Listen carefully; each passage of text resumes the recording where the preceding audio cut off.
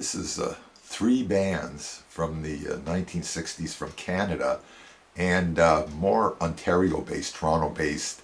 And I saw one of them at our high school twice, the Ugly Ducklings, and they had a couple of songs, probably more localized hits.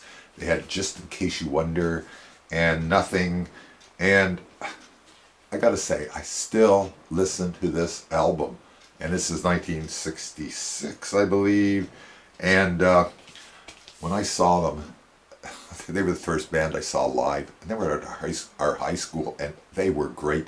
They had a strobe light going, and they were just like a Rolling Stone type of band. And one of the guys here even had the Brian Jones look to him. I mean, Ugly Duckling, Somewhere Outside. Love, I can't say enough about that album.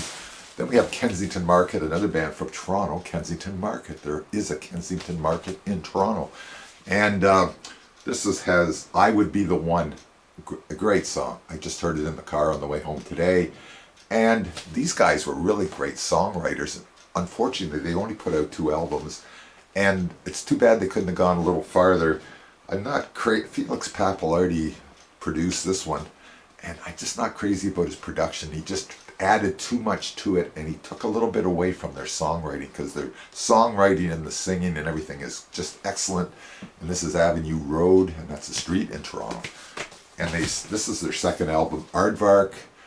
I don't think it's as good as the other one, but I enjoy it, because the songwriting is so good. And when I saw them in Toronto Pop Festival in 1969, and they had just broken up. So the 2 main singers were doing an acoustic set, and I really dig that. Too bad they didn't do something after that, but they didn't. So next up is the Poppers, and Skip Prokop was in this band, and he went on to form Lighthouse. But this is the album. This is the album. I've heard this so many times. Magic People, and this guy right here. I wanted a white turtleneck sweater just like him when I was like 16 or 17 when this album came out. And I can still listen to this album, Magic People. And there's one song on here called Black Thank You Package. Check that out if you can. I think it's on YouTube. That's one of my favorite songs of all time, deep dive songs. So this is the Poppers, Magic People. And they were a bit of a psych band and a rock band, and there's the cover, so you can see it's kind of a psychedelic looking. Then they put out 2 albums also, and this one is not that good.